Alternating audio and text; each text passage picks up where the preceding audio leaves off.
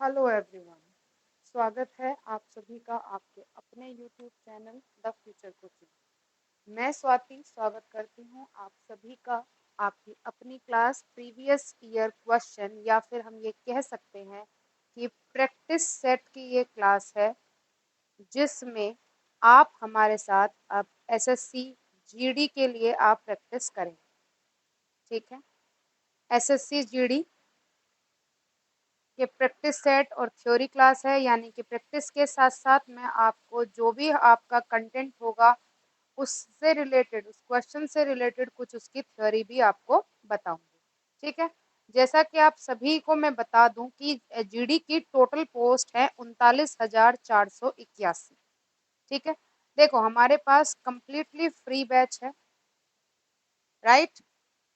और इस free batch में जब आप हमारे इसके डिस्क्रिप्शन में जाएंगे तो आपको जो हमारी वीडियोस हैं यानी कि डिस्क्रिप्टिव वीडियोस हैं सभी सब्जेक्ट्स के लिए, वो आपको यहाँ पर अवेलेबल होंगे। ठीक, चलिए तो इसी बात के साथ हम अपनी आज की प्रैक्टिस सेट की जो क्लास है उसको स्टार्ट करते हैं। ठीक है, तो ये जो हमारी प्रैक्टिस सेट की क्लास है ये जर्नल स्टडीज के लिए है। जीएस का जो पोर्शन होता है वो बहुत इम्पोर्टेंट रोल प्ले करता है अपने आप में। जीएस को आप जितना ज्यादा प्रैक्टिस करेंगे वो उतना ज्यादा आपकी नॉलेज को एनहांस करता है। ठीक है, देखो जर्नल स्टडीज में केवल आप जो करंट अफेयर है, करंट अफेयर को छोड़ दो, बाकी कोई भी ऐसी चीज नहीं है जो अब बदलने वाली है। वही पुराना इतिहास है। ज्योग्राफी आपकी थोड़ी थोड़ी चेंज होती रहती है, बस in the phases of atmosphere. ठीक है, बाकी जो हमारा ज्योग्राफिकल स्ट्रक्चर है भारत का वो नहीं बदला है ना।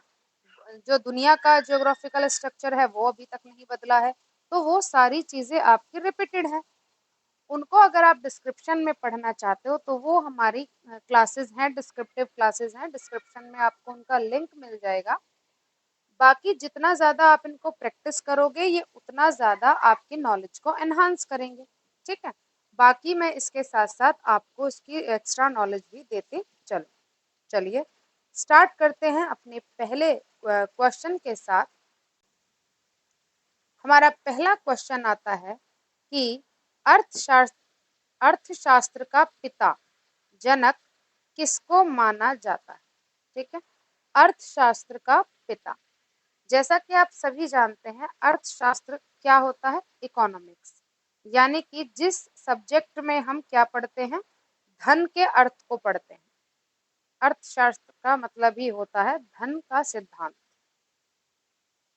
ठीक है, अब इस धन के सिद्धांत को जो पढ़ा उसको एक कॉन्सेप्टेड बेस पे बनाया तो उसको हमने जनक की उपाधि दे दी।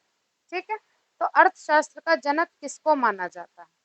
ऑप्शन है आपके पास एडम स्मिथ, चार्ल्स आर्यभट्ट या जे थॉमसन। ठीक है, देखो जे थॉमसन सीधा सीधा आपके साइंस में चले जाते हैं, आर्यभट्ट आपके चले जाते हैं मैथ्स में, चार्ल्स चार्ल्स डार्विन है। चार्ल्स के और भी बहुत सारे नाम है, सरनेम्स बहुत सारे हो जाते हैं, तो चार्ल्स चले जाते हैं अलग अलग, साइंस में ज्यादा नाम आता है चार्ल्स का। ठीक है, अब बचते हैं एडम स्मिथ। ठीक, तो हमारा जो सही आंसर है वो हमारा क्या है, एडम स्मिथ। ठीक है, एडम स्मिथ के बारे में थोड़ी सी मैं आपको नॉलेज दूं तो एडम स्मिथ कौन थे, क्या उन्होंने लिखा, तो उनकी बुक से रिलेटेड मैं कुछ बातें आपको बताऊंगी। ये बात है 1776 की, 1776 की। 1776 में एडम स्मिथ ने एक बुक लिखी थी इकोनॉमी से रिलेटेड जिसका नाम था वेल्थ ऑफ नेशन। ठीक है, वेल्थ ऑफ नेशन। ठीक, बुक में एक नेशन की वेल्थ यानी कि उसकी धन संपदा को किस तरह से इस्तेमाल किया जाए उसके बारे में बताया गया था। ठीक है, एडम स्मिथ के बारे में ये क्वेश्चन बहुत इंपॉर्टेंट एक और आता है कि एक तो उनको अर्थशास्त्र का जनक कहा जाता है। ठीक है, दूसरी चीज उनके बारे में ये मानी जाती है कि भाई 1776 में उन्होंने अपनी एक बुक लिखी थी जिसका नाम था वेल्थ ऑफ नेशन। क्लियर है बात? ठीक है, चलिए अब चलते हैं अपने नेक्स्ट क्वेश्चन की तरफ।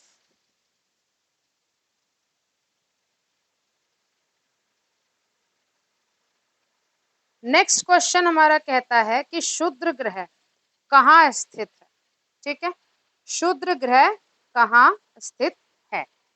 क्षुद्र ग्रह के बारे में आपको बताऊं, क्षुद्र ग्रह क्या होते हैं। देखो, क्षुद्र ग्रह की बात यह होती है कि भाई आपको सौरमंडल का पता है ना। सौरमंडल क्या होता है, सौरमंडल वो जगह है जहां पे सूर्य, सौरमंडल की मैं बात करूं, सौरमंडल वो जगह है जहां पे सूर्य, ग्रह, उपग्रह, ठीक है, छोटे ग्रह, उल्का पिंड, क्षुद्र ग्रह, ये सब सूर्य के चक्कर लगाते हैं। ठीक है, हमने उस पूरे एक सिस्टम को क्या कह दिया, सौरमंडल कह दिया। ठीक है जी। अब सौरमंडल में ये क्षुद्र ग्रह क्या है। ठीक, आपसे कोई ये नहीं पूछेगा कि भाई सीधे सीधे क्वेश्चन पूछ लिया आपसे कि बताओ तीसरा ग्रह कौन सा है, बताओ चौथा कौन सा ग्रह है, इस तरह के क्वेश्चन नहीं पूछेगा। आपसे यही पूछा जाएगा कि भैया उल्का पिंड क्या होता है, चट्टानी पिंड किन किन को कहा जाता है, चट्टानी पिंडों का नाम क्या होता है। ठीक है, तो ये क्षुद्र ग्रह कहाँ स्थित होते हैं, पहले ये समझ लो। मंगल व पृथ्वी के मध्य में, आंतरिक ग्रह और बाह्य ग्रह के मध्य में, बृहस्पति और शनि के मध्य में, अरुण या वरुण के मध्य।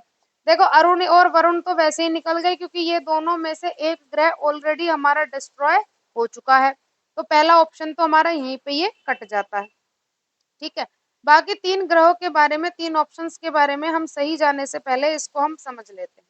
ठीक, तो हमें ये तो पता चल गया कि भाई सौरमंडल क्या होता है। ठीक, अब ये पूरा जो सौरमंडल होता है ये दो ग्रहों में टूटा हुआ होता है। क्लियर है बात। पहला होता है आंतरिक ग्रह और दूसरा होता है बाह्य ग्रह। ठीक है, पहला कौन सा हो गया, पहला हो गया आंतरिक ग्रह और दूसरा हो जाता है बाह्य ग्रह। ठीक है, आंतरिक ग्रह और बाह्य ग्रह में क्या अंतर होता है, देखो सूरज को छोड़ दो, सूरज को छोड़ने के बाद बुध, शुक्र, पृथ्वी और मंगल, यहाँ तक की जो बात आ जाती है ये हमारे आंतरिक ग्रह में आ जाते हैं। बाकी के बचे बृहस्पति, शनि, अरुण, वरुण। ठीक है, ये जो हमारे बचते हैं ये हमारे आ जाते हैं किसमें, बाह्य ग्रह में। क्लियर है बात। तो हमारे बुध, शुक्र, पृथ्वी, मंगल, ठीक है, बुध, शुक्र, पृथ्वी, मंगल, ये हमारे आ गए आंतरिक ग्रह में, और इनके आगे के जो बचे बृहस्पति, शनि, अरुण, वरुण, ये हमारे किस में आ गए, बाह्य ग्रह में आ गए। क्लियर है इतनी चीज। ठीक है, सॉरी वो यूरेनस की हम बात कर रहे थे। ठीक, चलो अब इसमें हमें ये पता लगाना है कि क्षुद्र ग्रह कौन सा होता है। ठीक है, तो क्षुद्र ग्रह क्या होता है, आपने बृहस्पति ग्रह को देखा होगा, बृहस्पति और मंगल ये आंतरिक और बाह्य ग्रह के बीच में, ठीक है, आंतरिक और बाह्य ग्रह के मध्य में जो भी आपको क्या मिलेंगे, जो भी आपको चट्टानी पिंड मिलेंगे, ठीक है, जो भी चट्टानी पिंड आपको दिखाई देंगे वही क्या होते हैं, क्षुद्र ग्रह कहलाते हैं। ठीक है, अब थोड़ी सी बात हम कर लेते हैं किसकी, क्षुद्र ग्रह के बारे में। तो क्षुद्र ग्रह होते क्या है कि ये सूर्य के चारों तरफ चक्कर लगाने वाले चट्टानी पिंड होते हैं, चट्टानी पिंड होते हैं। इनकी एक खास बात होती है कि ग्रहों से तो छोटे होंगे, ग्रहों से छोटे होते हैं, परंतु उल्का से बड़े होते हैं, उल्का से बड़े होते हैं, चट्टानी पिंड होते हैं। ये आपको टर्म्स याद रखनी है। ठीक है, ये याद रखना है कि क्षुद्र ग्रह कहाँ स्थित है, आंतरिक और बाह्य ग्रह के मध्य में। ठीक है जी, चट्टानी पिंड होते हैं, दूसरी चीज ग्रह से छोटे, उल्का से बड़े होते हैं। ठीक है, ये हमारी बात हो गई किसके बारे में, शूद्र ग्रह के बारे में।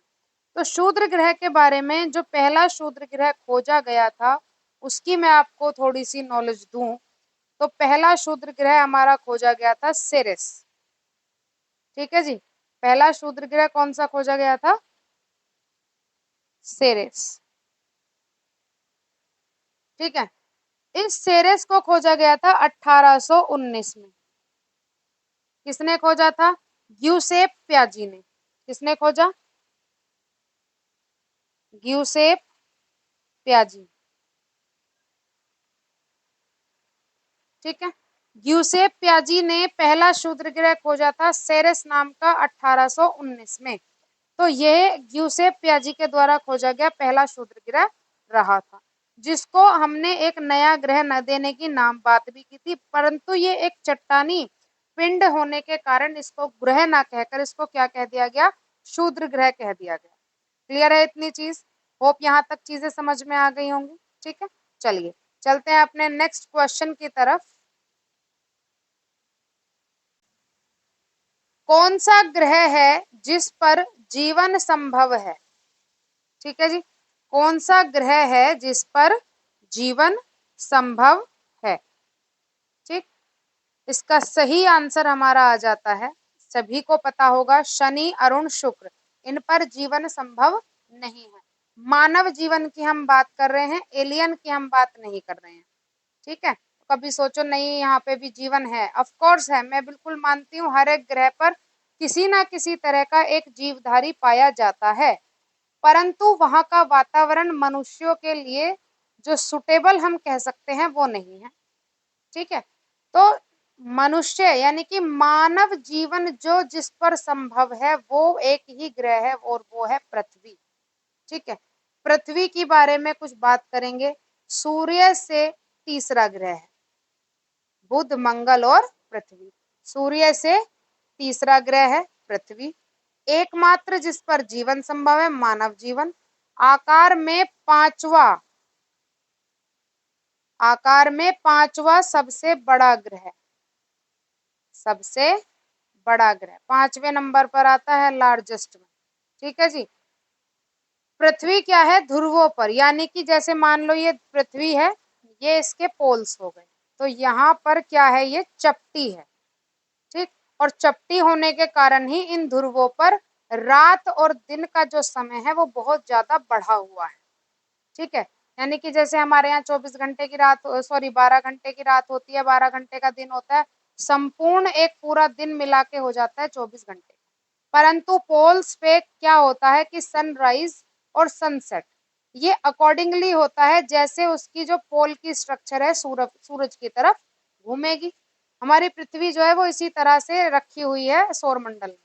ठीक है, और इसी तरह से वो क्या करती है? रोटेट करती है। ठीक है, रोटेट करती है अपने एक्सिस पे, रेवोल्यूट करती है सन के चारों तरफ। ठीक, तो ये अपने ध्रुवों पर कैसी है? चपटी है। ठीक है, दूसरी चीज इसमें आती है कि पृथ्वी पर पाया जाता है वायुमंडल। इस पृथ्वी पर क्या पाया जाता है? वायुमंडल पाया जाता है। ठीक है, वायुमंडल की परतें पाई जाती है ना, जिसमें आप पढ़ते हो शोभ मंडल है, समताप मंडल है ना, जहां पर हम रह रहे हैं वो वायुमंडल है। ठीक है, तो उस तरह का वायुमंडल यहाँ पर पाया जाता। ठीक, अब जो पृथ्वी है उसके अधिकांश हिस्से पर, जैसे मैं एक डिवीजन आपको बताऊं, पृथ्वी का एक छोटा सा डिवीजन मैं आपको बताऊं, तो यहाँ जैसे मान लो ये पृथ्वी है, ठीक है, मैंने इसको 4 भाग में डिवाइड कर दिया, तो इसके 3 हिस्से में तो पानी पानी है, एक हिस्सा इसका रहने लायक है। ठीक है, तो यहाँ पे पूर्णतः 71% तो यहाँ पर क्या हो गया जी? ये तो हो गया जल। ठीक है, बाकी का जो बचा 100 में से 71 कर दो माइनस, क्या बचते हैं? 29 बचते हैं। ठीक है, अब 29% हमारा क्या है यहाँ पर? लैंड, यानी कि स्थल है। ठीक, क्लियर है? अब इसी वजह से, क्योंकि यहाँ पे जल की मात्रा ज्यादा है और जल की मात्रा और सूर्य का प्रकाश होने के कारण एक प्रकीर्णन होता है। ठीक है, और उसी की वजह से जो पृथ्वी ग्रह है वो कैसा नजर आता है? नीला नजर आता है। पृथ्वी कैसा ग्रह नजर आता है? नीला नजर आता है। क्लियर है? इसका जो एक प्राकृतिक उपग्रह माना जाता है वो कौन होता है जी? चंद्रमा, चांद इसका प्राकृतिक उपग्रह है, सैटेलाइट। क्योंकि सैटेलाइट या उपग्रह उसको कहा जाता है जो ग्रह के चक्कर लगाए, और चंद्रमा पृथ्वी के चक्कर लगाता है, इसलिए वो उसका उपग्रह कहलाता है। क्लियर है इतनी बात? ठीक है जी, चलिए बढ़ते हैं अपने नेक्स्ट क्वेश्चन की तरफ।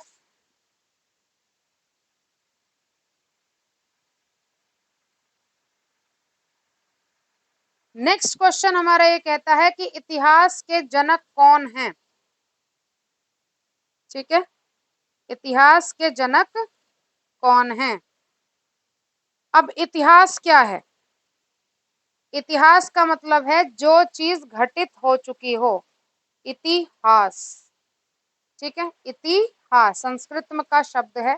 ठीक है, इतिहास का मतलब क्या हो गया कि जो चीज क्या हो गई हो, घटित हो गई हो। ठीक है, जो घटित हो चुका हो उसको हम इतिहास कहते हैं। ठीक है जी, जो घटित हो चुका हो। अब हमसे पूछा गया है इतिहास के जनक कौन है। ठीक है, तो ये तो हमें समझ आ गया कि इतिहास क्या है। अब चलो इसके जनक के बारे में बात कर लेते हैं। जनक की अगर मैं बात करूं तो यहाँ पे हमारे पास चार ऑप्शन दिए गए हैं। पहला है थॉमसन, दूसरा है हेरोडोटस, तीसरा है डार्विन और चौथा है चार्ल्स। ठीक है, जे थॉमसन पहले भी नाम आया था। जे थॉमसन मैं आपको पहले ही बता चुकी हूँ कि जे थॉमसन जो है वो एक साइंस में कार्यरत रहे हों, वो एक वैज्ञानिक है। हेरोडोटस, हेरोडोटस ही इसका बिल्कुल सही आंसर है। हेरोडोटस के बारे में बताते हैं कि हेरोडोटस ने एक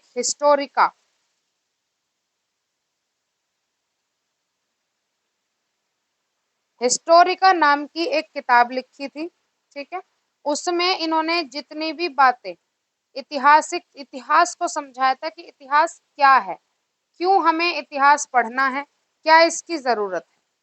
ठीक है, अब इतिहास को पढ़ना क्यों जरूरी है। हेरोडोटस के बारे में आपको यही बात याद रखनी है कि हेरोडोटस ने एक पुस्तक लिखी थी जिसका नाम था हिस्टोरिका। क्लियर है इतनी बात। अब हमें एक चीज जाननी है कि इतिहास क्यों पढ़ना है। इतिहास हमें सबक देता है ना। कुछ चीजें इतिहास में ऐसी हुई हैं जिनकी वजह से हमें नुकसान हुआ, कुछ चीजें परंतु ऐसी हुई कि जिनकी वजह से हमें फायदा हुआ। तो इतिहास को इसलिए पढ़ना होता है। बहुत से स्टूडेंट ये सोचते हैं कि जो चीज हो चुकी उसे हम क्यों पढ़ें। उसे इसलिए पढ़ना है ताकि आप जो कार्य हो चुका है उसको आगे आप फ्यूचर में गलती ना करें और पुरानी हुई अच्छी बातों से आप सीखें। ठीक है, पहले गुरुकुल व्यवस्था होती थी, डिसिप्लिन उसमें बहुत होता था, अनुशासन उसमें बहुत होता था। आज की जो विद्यालय और स्कूली शिक्षा है उसमें डिसिप्लिन तो है परंतु जैसा पहले होता था वैसा उस तरह का डिसिप्लिन नहीं है।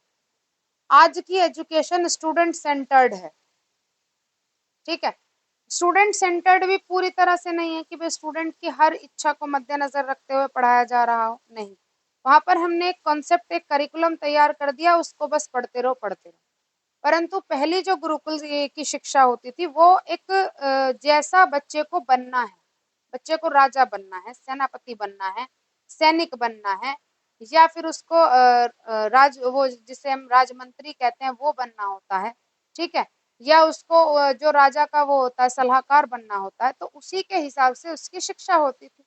ठीक है, तो वो चाइल्ड सेंटर्ड एजुकेशन होती है। ठीक, जो कि यहाँ पर हमारे भारत में आजकल नहीं है। ठीक है, चलिए ये तो बात हो गई इतिहास की कि हमें इतिहास क्यों पढ़ना। चलते हैं अपने नेक्स्ट क्वेश्चन की तरफ। नेक्स्ट क्वेश्चन आता है, डिसेंट ऑफ मैन के लेखक कौन है।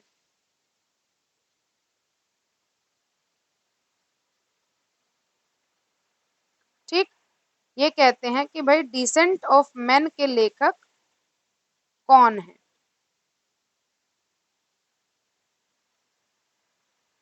देखो, डिसेंट ऑफ मैन एक किताब है। ठीक है, जो कि 1871 में लिखी गई। किसके द्वारा लिखी गई? ये लिखी गई चार्ल्स डार्विन के द्वारा। किसके द्वारा लिखी गई? चार्ल्स डार्विन के द्वारा। चार्ल्स डार्विन ने ये बताया था कि जो मानव विकास है, ठीक है, मानव विकास अकॉर्डिंगली होता है। ठीक है, कुछ प्राकृतिक तरीके से होगा, कुछ जो वातावरण से संबंधित बातें होती हैं, जो वातावरण के अनुकूल हम रहने की कोशिश करते हैं, उसके अनुसार हमारे जो शरीर का मानव का विकास होता है। 1871 में तो इन्होंने डिसेंट ऑफ मैन लिखी थी। चार्ल्स डार्विन ने एक और किताब लिखी थी, नाम था ओरिजिन ऑफ स्पीसीज।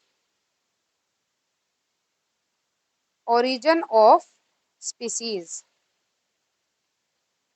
ठीक है। ओरिजिन ऑफ स्पीसीज इन्होंने लिखी थी 1859 में। 1859 में उन्होंने ये किताब लिखी थी ओरिजिन ऑफ स्पीसीज।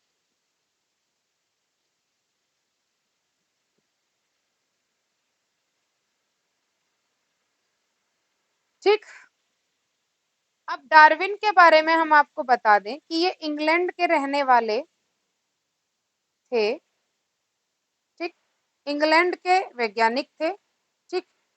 इन्होंने अपना जीवन दुनिया घूमने में निकाला था। 1809 में ये पैदा हुए, 1816 में ये दुनिया घूमने निकले थे। ठीक है। 1809 में तो ये व्यक्ति पैदा हुआ था, 1809 में तो जन्म है इनका। अब 1816 में ये घूमने निकल गए थे। ठीक है। और 1816 से 1836 तक ये घूमे थे।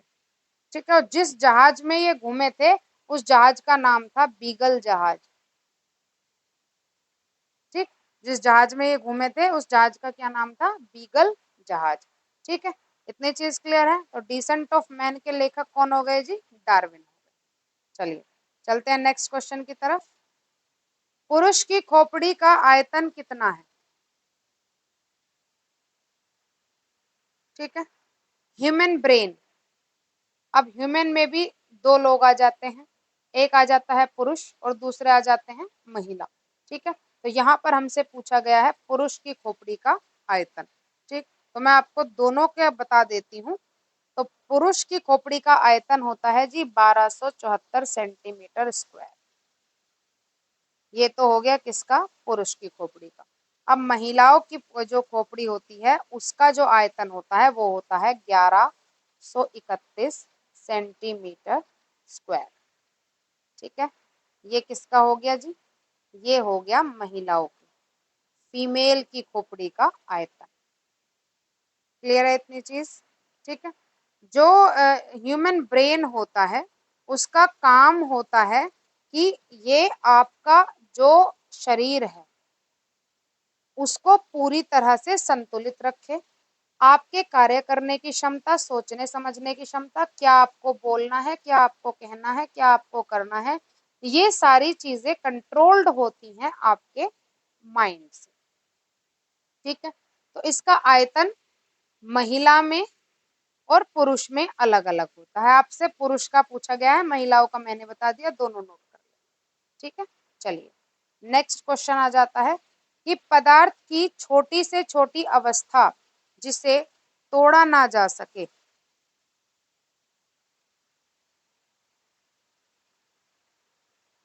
ठीक। पदार्थ की छोटी से छोटी अवस्था जिसे तोड़ा ना जा सके उसे क्या कहेंगे? देखो ये तो टू द पॉइंट आंसर है। स्मॉलेस्ट यूनिट जो होती है वो हर एक चीज की होती है, चाहे आप इसमें चाहे लिविंग ऑर्गेनिज्म हो चाहे नॉन लिविंग ऑर्गेनिज्म हो, कोई भी हो, हर एक चीज किसी ना किसी चीज से मिलकर बनी होती है। ठीक है। तो किसी भी पदार्थ की छोटी से छोटी अवस्था जिसे तोड़ा नहीं जा सकता उसे हम क्या कहते हैं? उसको कहते हैं जी परमाणु। ये सबसे छोटी अवस्था होती है अणु, परमाणु। ठीक है। तो ये हमारी क्या होगी? छोटी से छोटी अवस्था होगी जिसको हम एटम कहते हैं।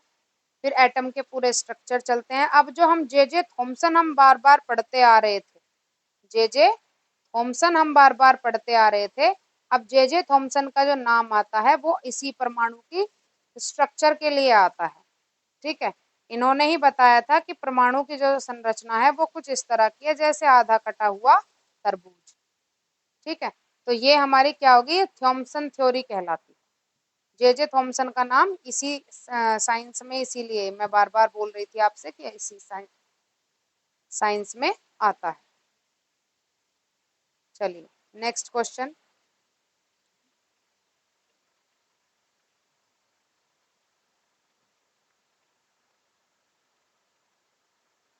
प्रयाग का अशोक स्तंभ लेख किससे संबंधित है? अशोक से, धनवेद से, हरिशेन से, वीर सिंह बुंदेला से। ये तो सीधा सीधा क्वेश्चन है, सीधा सीधा इसका आंसर है अशोक स्तंभ है तो किससे रिलेटेड होगा भाई? अशोक स्तंभ है तो किससे रिलेटेड होगा? सीधी सी बात है, अशोक से रिलेटेड होगा। अशोक ने ही सारे अपने जो है पिलर्स बनवाए थे, और उन पिलर्स पे क्या लिखवाया था? जो उन्होंने शरण ले ली थी। अशोक एक सम्राट, चक्रवर्ती सम्राट कहे जाते थे कि जिनको पूरी दुनिया में हराने वाला कोई नहीं था। परंतु जब सम्राट ने कलिंग का युद्ध किया, यानी कि जब वो साउथ की तरफ चलना शुरू किए, तो साउथ की तरफ चलते चलते कलिंग राज्य पर इन्होंने आक्रमण किया। कलिंग राज्य पर आक्रमण करने के बाद ये व्यथित हो गए, इतने व्यथित हो गए कि उसके बाद इन्होंने अपनी जो तलवार थी उसको छोड़ दिया। ठीक है, उसको छोड़ने के बाद कलिंग के युद्ध की वजह से इतना रक्तपात उसमें हुआ था, उसकी वजह से इन्होंने युद्ध छोड़ दिया, राजपाट छोड़ दिया और बौद्ध धर्म अपना लिया। कौन सा धर्म अपना लिया? बौद्ध धर्म अपना लिया। उसमें बौद्ध धर्म का हमेशा एक स्लोगन रहा है, बुद्धम शरणम गच्छामि। ठीक है, तो जो भी उसको आपको जो भी बौद्ध धर्म के अनुयायी मिलेंगे वो हमेशा एक ही स्लोगन कहते हैं, बुद्धम शरणम गच्छामि। ठीक है, कि बुद्ध की शरण में चलो। अब अशोक ने जब इस तरह का अपना राजपाट छोड़ के और जब वो बौद्धिक हो गए, बुद्ध की शरण में चले गए, तो उन्होंने स्तंभ लिखवाए और उनपे बुद्ध के लेख लिखवाए। ठीक है, उनको आज भी अशोक स्तंभ के नाम से जाना जाता है। तो प्रयाग का अशोक स्तंभ लेख अशोक से संबंधित। ठीक है, चलिए नेक्स्ट क्वेश्चन हमारा आता है, what is the full form of sonar? Sonar आप सभी को मैं बता दूं, सोनार क्या होती है? ये एक तरह की तरंगे होती हैं। ठीक है,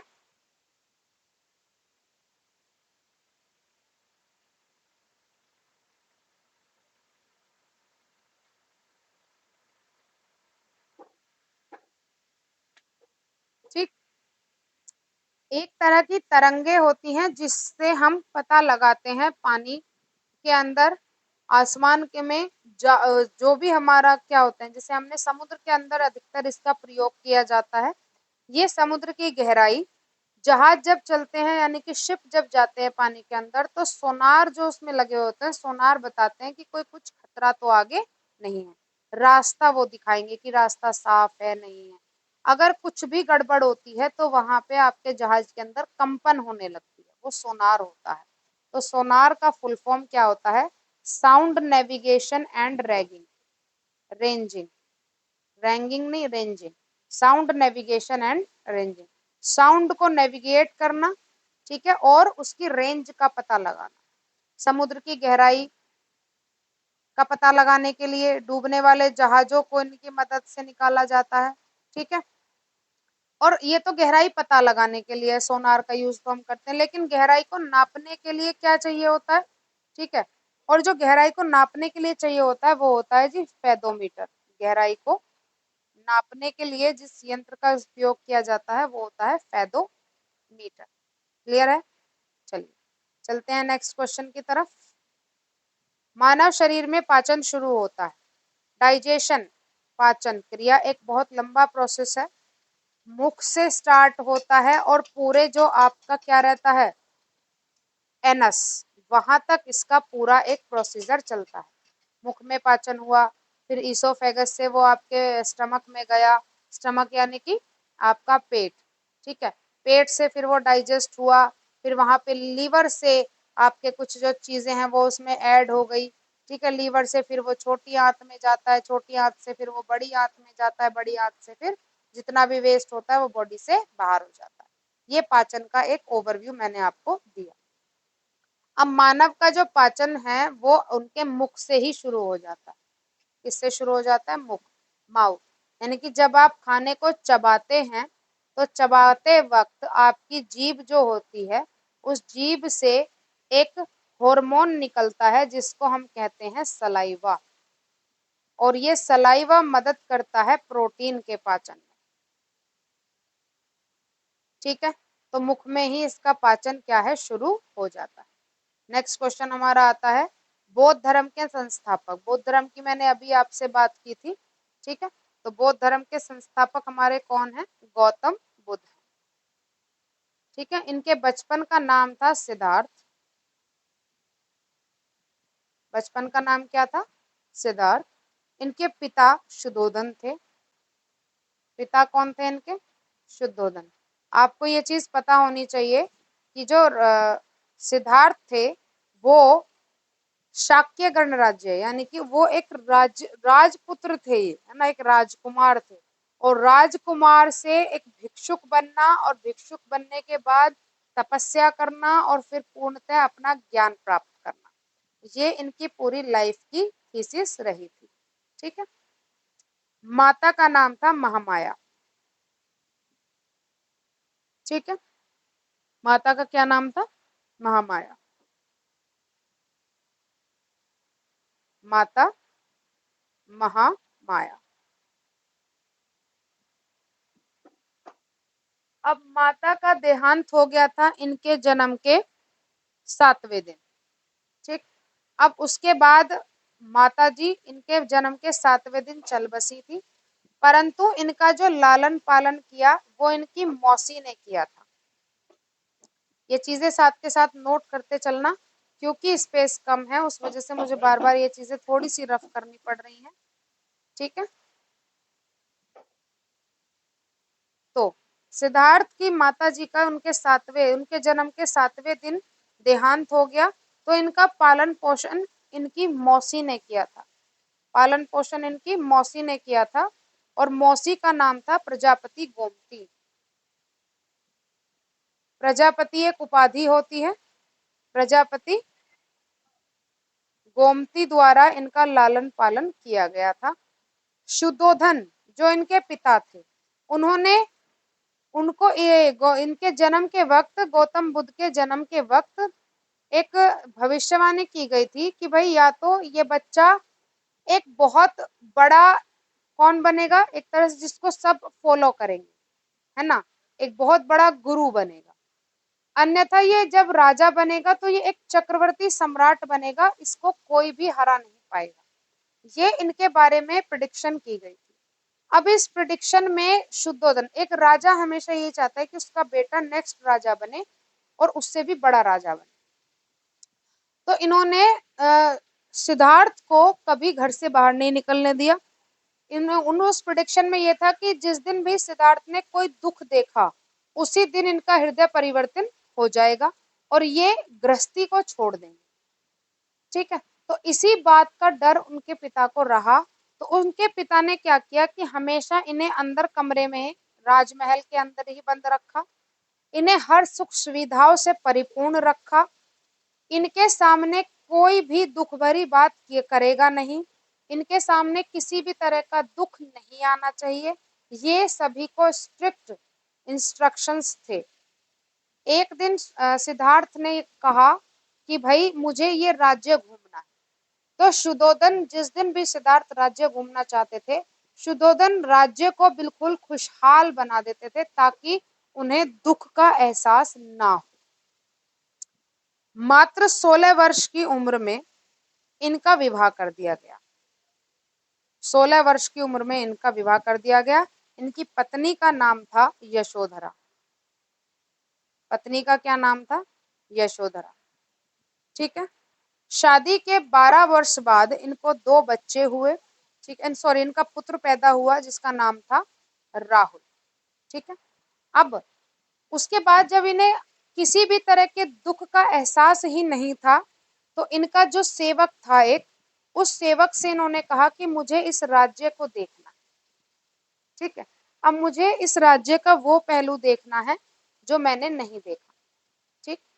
तो इन्होंने फिर ये निकल गए राज्य को पूरी तरह से, फिर जैसे ही थोड़ी भी खबर लगी कि सिद्धार्थ बाहर घूमने जा रहे हैं तो फिर राज्य को सजा दिया गया, फिर सबको खुशहाल बना दिया गया। परंतु रास्ते में जाते वक्त एक बूढ़ा आदमी इनके सामने आ गया। इवन सिद्धार्थ को कभी एक बूढ़ा आदमी तक नहीं दिखाया गया था, ठीक है। आप समझ सकते हो उस राजा ने कितनी तैयारियों से इनको पाला पोसा था।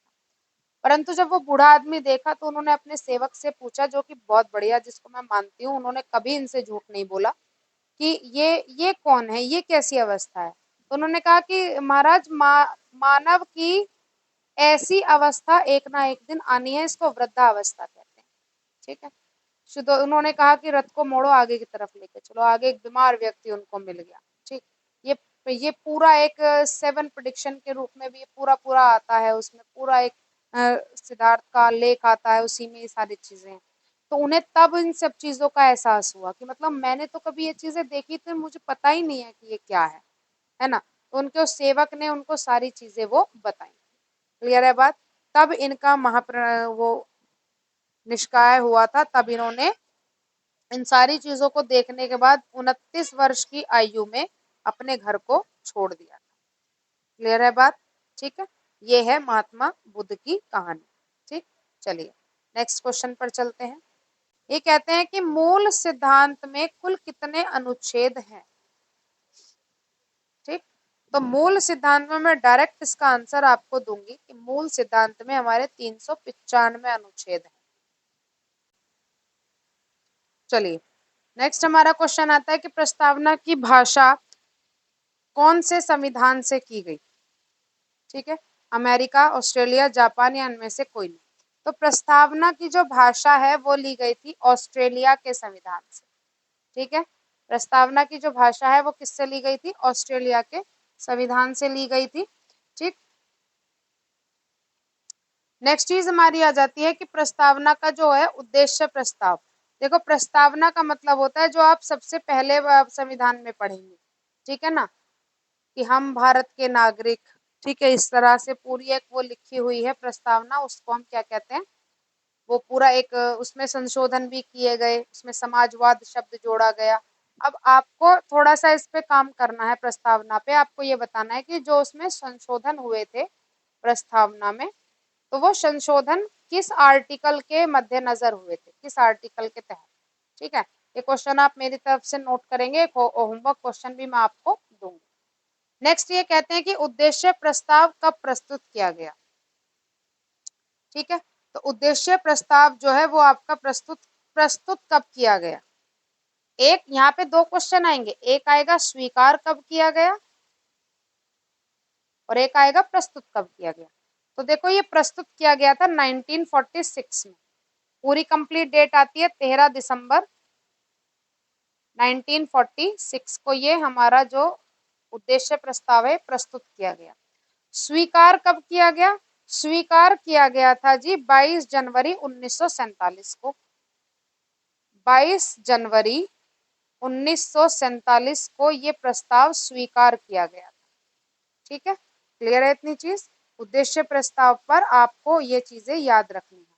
प्रस्तावना की भाषा ऑस्ट्रेलिया से ली गई। प्रस्तावना का विचार, आइडिया, कॉन्सेप्ट जिसको हम कहते हैं, वो अमेरिका के सिद्धांत से लिया गया। उद्देश्य प्रस्ताव प्रस्तुत किया गया 13 दिसंबर 1946 को और स्वीकार किया गया 22 जनवरी 1947 को। ठीक है। चलिए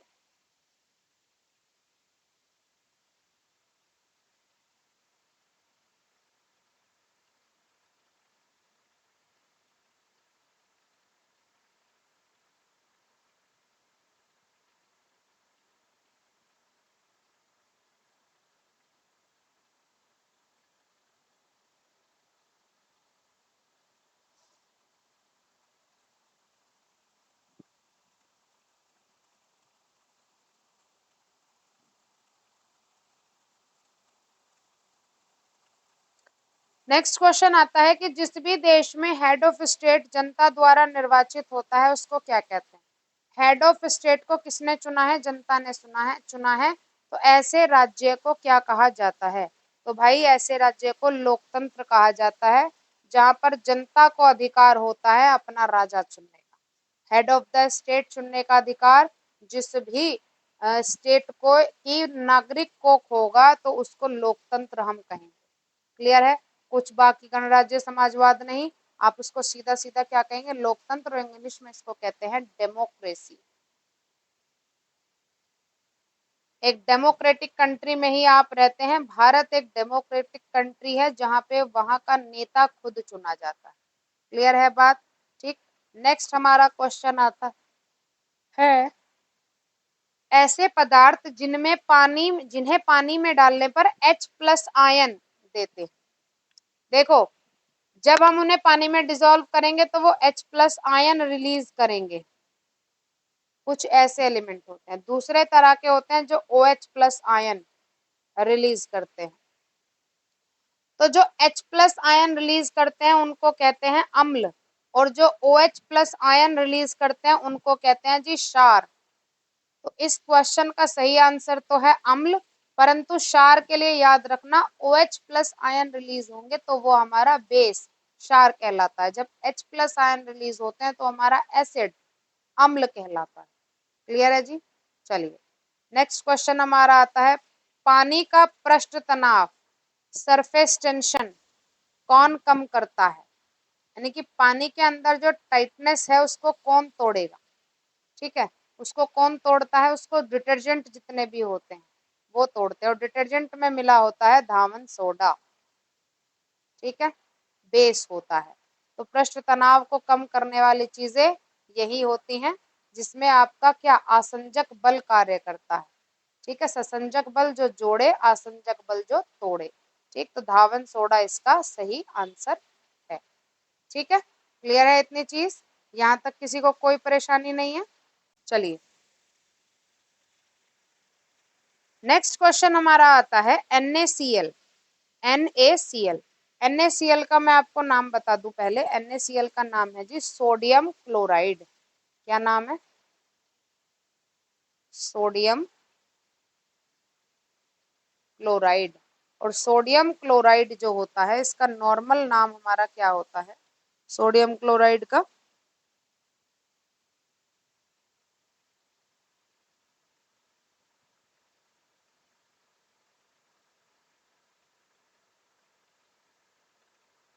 जी, सोडियम क्लोराइड का नॉर्मल नाम हमारा क्या होगा? वो होता है साल्ट, यानी कि नमक। ठीक है, सोडियम क्लोराइड का कॉमन नेम क्या होता है? सॉल्ट, यानी कि नमक। क्लियर है इतनी चीज? यहाँ तक आई होप आप लोगों को कोई दिक्कत नहीं होगी। ठीक है, इस तरह के क्वेश्चन आप करेंगे, देखेंगे भी। ठीक है, ताकि आपको पूरी तरह से किसी भी तरह का डाउट ना रहे। ठीक है, सोडियम बाइकार्बोनेट, बेकिंग सोडा, इनके अलग अलग नाम होते हैं। ठीक है, अगर हम बात करें किसकी? सोडियम बाइकार्बोनेट की। ठीक है, अगर मैं किसकी बात करूं? सोडियम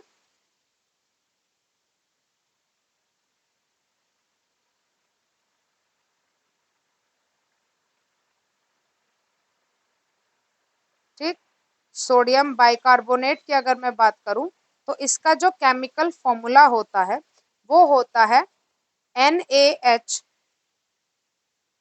इसको थोड़ा सा हम रफ कर लेंगे। सोडियम बाइकार्बोनेट का फॉर्मूला मैं आपको लिख देती हूँ, वो होता है NaHCO3। देखो, जब भी हम केमिकल फॉर्मूला लिखते हैं तो उसमें कुछ चीजें हमारी आती हैं स्मॉल में, कुछ आती हैं कैपिटल में। तो आपको ये इसी तरह से लिखना होता है। Na का पूरे का मतलब सोडियम होता है, और CO3 क्या हो गया? बाइकार्बोनेट। ठीक है, अब ये जो सोडियम बाइकार्बोनेट है इसका कॉमन नेम क्या होता है? वो होता है जी बेकिंग सोडा। ठीक है, सोडियम बाइकार्बोनेट का ही कॉमन नाम क्या होता है? Baking soda. ठीक, अब जितने भी ये बेकिंग सोडा है, बेकिंग सोडा का हम यूज कहाँ पे करते हैं? मैं आपको एक चीज बता दूं कि जितना भी एसिडिक चीजें होती हैं उनको न्यूट्रलाइज करने के लिए हम बेकिंग सोडा का यूज करते हैं। ठीक है, इतनी चीज याद रहेगी। चलिए नेक्स्ट पर चलेंगे। पीएच स्केल पर अम्ल को दर्शाने वाली संख्या क्या है? देखो, मान लो ये एक पीएच स्केल है। ठीक है, यहाँ पर बीच में एक नंबर होता है 7। अब 7 से इधर चलो, 6 5 4 3 2 1।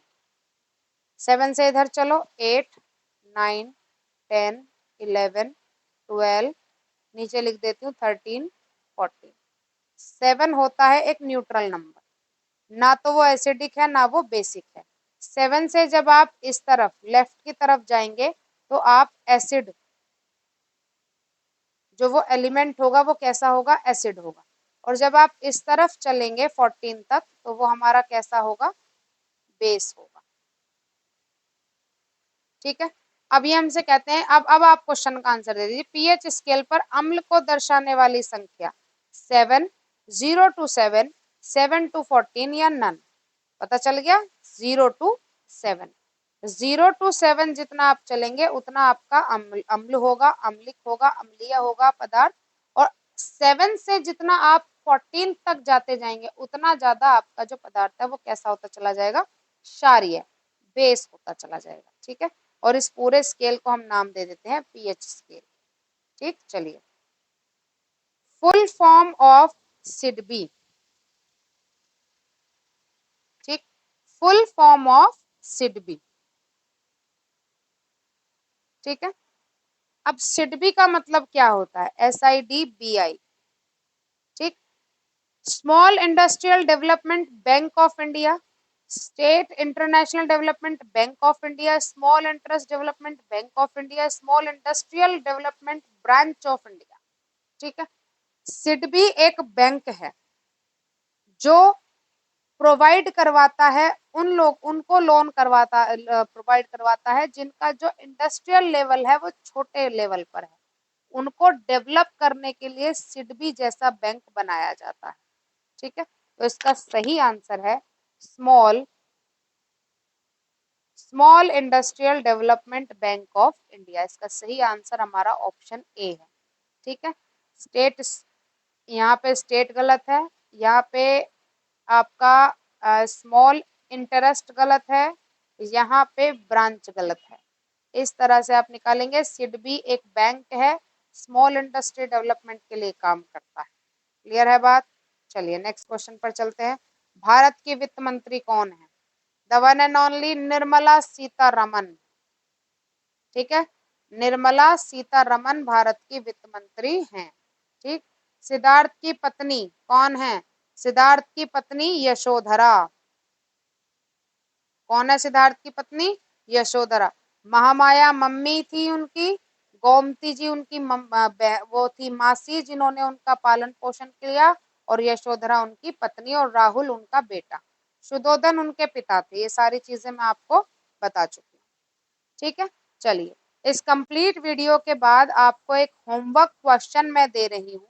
आपको वो कमेंट बॉक्स में बताना है कि अनुच्छेद 17 किससे संबंधित है।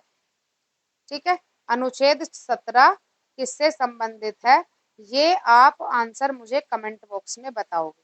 क्लियर है इतनी चीज? तो चलिए, आज की क्लास को हम यहीं पर खत्म करते हैं। मिलते हैं नेक्स्ट क्लास में कुछ और PYQs के साथ, ताकि आपकी GS की जो तैयारी है वो बिल्कुल सुदृढ़ होती रहे, और आप GD के लिए, जैसा आपने यूपी कांस्टेबल का स्टूडेंट्स ने एग्जाम दिया था, मैं आपको बता दूं वहां पर बहुत सारे क्वेश्चन रिपीटेड थे।